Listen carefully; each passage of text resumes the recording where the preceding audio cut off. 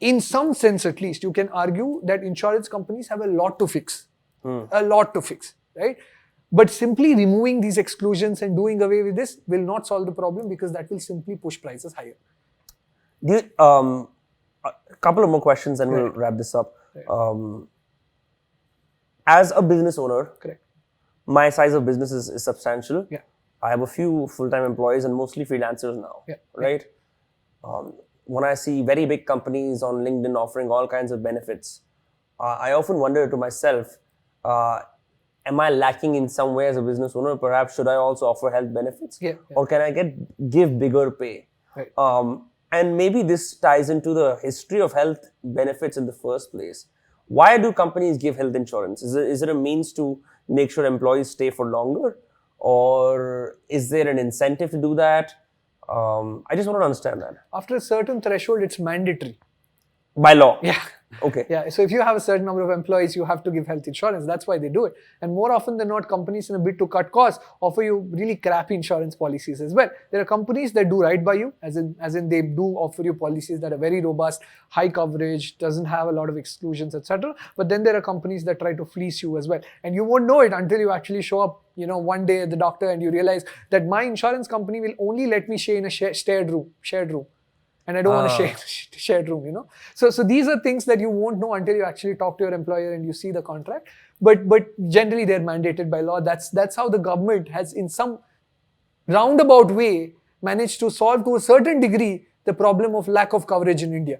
Because now they're forcing companies to offer, and now the burden of premiums falls on the company itself. And the insurance company, obviously, they try and make sure that the regulations in place standardize certain words. A simple, let's suppose, आपको कुछ accident हो गया. Okay. Now I say कि insurance companies are supposed to cover accidents even if it is in the waiting period. If you can't watch a full podcast, watch a clip instead. You'll be as entertained and as informed. That's my guarantee. That's why you got to subscribe to those cast clips. Waiting period for what? Usually when you buy a health insurance policy, there are a few conditions that they will not cover for the first 2 years. Okay. The rationale there being कि there are some conditions that are, they manifest slowly. So I can delay treatment. अब अगर मान लो, let's suppose I have gallbladder stones का problem. It's not too big of a problem right now. But I've realized I have to get these stones removed someday. So me, being smart, realizes that I can probably apportion this cost to the insurance company. So I go buy a policy. I do not disclose any of this. And then I make a claim within the first 30 days saying कि यार मेरा stone हो गया, मेरे को claim दे दो. So 50,000 का procedure for 10,000 का policy. Scam, right? So to dissuade people from doing this, they say some condition, right? Some condition that evolves slowly. I'm going to exclude for the first 2 years, right? But there's also a clause that says all accidents are covered. But accident का exact definition क्या है? मैं tennis खेल रहा हूँ, okay? I hurt my knee. Is that an accident or is it not? So IRDAI, in its wisdom, has come out and standardized a lot of these terms. They've said, iska meaning ye hai. So you can't go back and say कि I've made up my own definition because इस पे भी बहुत खेलते थे, right? So IRDAI is doing a lot to make sure that the consumers aren't as aggrieved as they used to be, at least, right? Now there are standardization, even ombudsman, etc. There's a clear pathway to communicating with the ombudsman, representing your case. And the ombudsman is consistently ruled with the consumer, right? They don't take the insurer side, वैसे. So there is big work being done, but then again, I think it's a journey, right? I don't think, because private insurance companies only started making big strides in the last, say, 10-15 years. It's a very sort of nascent industry market, right? Where competition has spurred a lot of innovation. Ab competition has forced us to treat customers nicely, because nobody else was doing it. I've been forced to do it now, right? And that's again being spurred by private competition, etc. Right? So I believe that as 10 years back the policies were so crappy for such high premiums. Now the prices have come down, offers better features. You don't have restrictions, fewer restrictions, standardization of terms. So I think in the next 5 to 10 years we will get to a point where I think the standardization will be such that the room for interpretation diminishes and customers don't feel like they've been hard done by the insurance company, right? Yeah, ideally you would want the lawyers and the legalists to stay out of this so people can actually get treated. Because the ultimate, of course, charge a premium and very well make money, but the ultimate goal is to make sure that people are able to fix their diseases or to be able to help their dependents, right? That's Correct. generally the idea. Correct.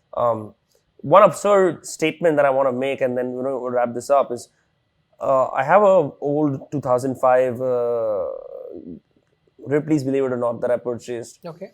and it said that I think Beyonce has had her legs insured. Right.